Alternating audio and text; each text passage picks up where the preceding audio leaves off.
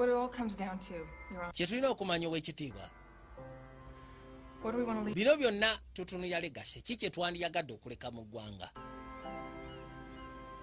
We can't prevent our ends, but we can. Tetusobola gezaako preventinga ends zaffe wabula tusobola okukomekereza ebimalawo ensi. Great-great-grandchildren who we will never meet. Twandiyagadde ogezaako okubanga Same ocean. tetuggyaawo bintu bazzukulu byaffe bye bandiyagadde osiikana. Same. Ennyanja ze tulaba essaawa zino, ensozi ze tuwalampa, twandiyagadde bazzukulu baffe basobole ogezaako obisiikanawo. I find that really comforting. Nze ndaba ekyo kikkakanya.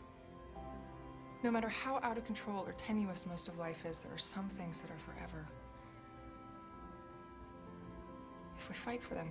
Yagamba nti newankubadde obulamu ebiseera ebisinga bwina we butuuka nga bulina engeri gye bukizannya, naye ate mulimu ebintu ebimu nga bbanga lyonna tuteekeddwa obitunuulya bibeewo nga tebiteekeddwa kwatibwako.